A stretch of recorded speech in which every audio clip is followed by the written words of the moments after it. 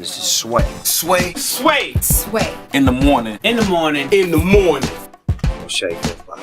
Wake your punk ass up. That crust out your eyes. Yeah, you know what? That's an excerpt from the movie Killing Kennedy, which premieres this Sunday at 8 p.m. on the National Geographic channel, 12 days before the 50th anniversary of President John F. Kennedy's assassination. Wow. And you know, it was. I heard. I'm a history buff. Yeah. Heather B. And I heard that this movie was being made, and I was like, well, why are they? How many times have we seen this story told before? You know, and it's history. So what is this going to be something new offered into this movie? And one of the things that stood out to me first and foremost was one of my favorite actors. I feel like I've grown up with him. Often when you see people play all these great roles, these great character roles throughout their career, and you kind of make a relationship with them during the time period in which you watched them. I watched him in Wayne's World. I watched him in The Outsiders. I watched him on St. Elmo's Fire. Ooh. But one of my favorite movies of all time, because I'm a sci-fi buff, was the movie Contact. Wow. Sway. The movie Contact was Jodie Foster? Jodie Foster, Matthew McConaughey. Yeah. Well, in this movie, where Jodie Foster traveled through time in a blink of an eye and had an experience with an alien being, and when she came back into existence until the modern time, it happened so quickly that nobody believed that it really happened, and she had a lot of naysayers and skeptical people. And this guy also played in the movie as well, and it was a pleasant treat to see him. Mr. Rob Lowe is here. My goodness. Rob Lowe is on Sway in the Morning on Shade 4-5. That's right. What? I'm so glad to be here. Thank you. Wow, that's crazy, man. Thanks for having me. Absolutely. You're playing a very powerful movie, Killing Kennedy. I want to talk to you about that in a second, man. But when you look back at all the character roles that you played, all the work you've done, what was that definitive role for you that, you felt like, okay, this is, the world gets to see me? Oh boy, that's a hard one, because I've been so, lucky to have been doing this for so long. But I mean, the first one, I was lucky to come out with a bang with the movie The Outsiders, and that was such a great director, Francis Ford Coppola, working at the top of his game at that moment in time, and we all sort of knew it was so competitive trying to get those parts. Every young actor knew it was going to be huge, and so you just knew, right? It was sort of like going to the Super Bowl in your first year, and then throughout your career, if you're lucky, you have seminal moments. Some of the stuff you talked about. St. Elmo's Fire, was one. Then later, Wayne's World, the TV series, The West Wing. The West Wing was big. It was a big one for me, and I'm lucky that there's been a few of them. So it's all good. It's been a few of them. You hear him throw Francis Coppola out there. He's stunting on us. This is your first time at a hip hop station. In a long time, right? Do you listen to hip hop at all? Yeah, sure. Yeah, absolutely. This is Eminem station. You know that, right? Yeah, man. I wear out my Sirius. You got Sirius XM. Man, Rob Lowe has Sirius XM, right? Come on. You play President Kennedy in this movie. In the movie shows us a lot, not just about President Kennedy and his life, but also Lee Harvey Oswald, the person who assassinated him.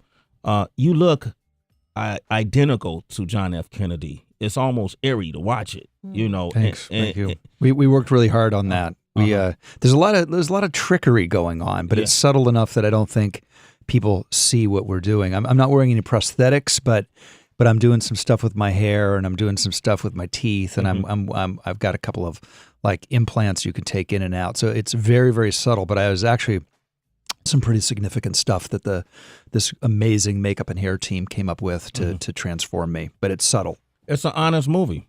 Like you see kind of like the turmoil, but in his relationship with his wife a little bit too. Yeah, thanks, man. Because I wanted to make it. We all think of him as this martyred icon, this larger than life figure, which he is. But at the end of the day, he was just a man like you and me, and I think people forget that. And I wanted to plug into that, and I wanted to humanize him. Yeah. So we could feel this loss of this 50-year anniversary loss of him. as a human being. So that was sort of my focus to make him relatable in that way. I want to open up the phone lines 888-742-3345. It gave us a whole different perspective to Lee Harvey Oswald. You know, and if the film actually starts off, if I'm not mistaken, with him in the window as a sniper. Yeah, the movie is based on the best-selling book Killing Kennedy, and what was so great about it is you take Lee Oswald and Kennedy at the exact same moment in 1960. Kennedy is announcing he's going to run for president, and Lee Harvey Oswald is trying to defect to the Soviet Union. Yeah, and then you follow their lives, but we open it with him in the window with the gun, and then we jump back in time. You want to talk with Rob Lowe? I mean, how often can you even say that on the show? Not that much. Damn. I'm so excited. I just said you want to talk with Rob Lowe, my good buddy. Yep. Can I say that, Rob? You did. All right, good, man. All right, 888-742-3345. Shade 45. Rob Lowe is here. We're talking about the new movie, Killing Kennedy. It premieres this Sunday on the National Geographic channel, 12 days before the 50th anniversary of the assassination of President John F. Kennedy. Wow. And the person that he plays in the movie, if you want to talk with him, 888-742-3345. Rob, you've always had... women love you, man. Yes. Yeah, there you go. Go ahead, Heather. All right. I got the serious stuff out. All right. All right, Rob. When Ron Howard was here, Sway told him, "You were my first white buddy," because Sway grew up and watched him Happy on Days, Opie, man. Opie and Anthony. Yeah, absolutely. Opie and Anthony. Andy Griffith show. Yeah. Right. I want to say, I saw you in Oxford Blues, so I'm going way back. You were my first white boyfriend. Never dated a white guy in real life. How was it for you? It was great. You gave me candy. Yes. You treated me good. Good. Okay, good. You've always been a sex symbol. But I want to know, how do you balance that? Like, girls, I'm sure women, I should say, still come up to you. You're a married man. How do you juggle all of that? Does your wife look at you and go, you need to get it together? Yes, she does. No. First of all, my wife Cheryl, I picked very, very well.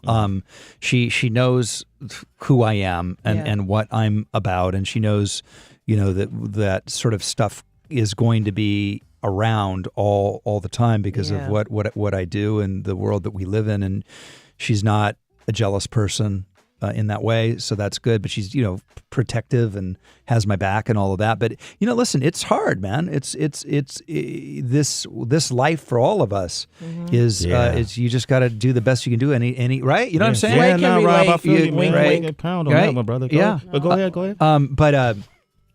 But I picked a great girl. She's amazing, and I love that the women love me too. That's I love them. It's all good. Rob, I feel you, Rob. There they are. I hear them in the background. I feel you, man. I've had a hard time with the same problems you're having. I'm sure. Being a sex symbol and everything, Sway, right? I had to walk through your groupies to get in here. Yeah, was it difficult? It was difficult. Did any of them grab your ass or your slong? They were grabbing some stuff. They were grabbing some stuff, man. Rob Lowe, ladies and gentlemen. Yes. Welcome to the show. Yeah. Tracy G, do you know who Rob Lowe is? Yes, I do. And my question, because you've done so many different projects and whatnot, as a creative, was there ever one that made you think, I want to get out the acting game. I can't deal with this? Yeah, look, it's true. I mean, there's always that moment where, because it's called show business, right? Yeah. So the business and show are always in conflict. Yeah. Sometimes the show wins, sometimes the business wins. Mm-hmm. It's really good when they both tie. When they come in even, right? You know what I mean? And but inevitably, I think any real creator, it's like that love affair you can't walk away from, even if you want to. Yeah. Like I'm never leaving it. I'm in for a penny, in for a pound. I love it. It's all I'm good at. I got fired from every job I ever had in the real world. Yeah. You don't want me, busting your table. I was terrible at that. You don't want me, doing any of that stuff. This is all I'm good at. Yeah. Seemed like you could sell shoes if you wanted to be a shoe salesman. Seemed like you would get over with that. I could do that. You could do that?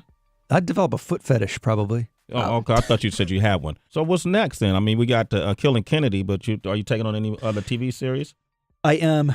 I just sold as a producer a 1-hour drama to ABC that's loosely based on my life as a teenager coming from the Midwest to Malibu, California in the mid-'70s. Uh-huh. And you can imagine how crazy Malibu was in the '70s. It was nuts. Yeah. And then as an actor, hopefully next year, my show I'm developing at NBC will be on the air called The Pro, where I play. It's a comedy, and I play the head tennis pro at the most exclusive LA Golf and Country Club in Los Angeles. Yeah, and so it's sort of Caddyshack type of thing. Oh, okay.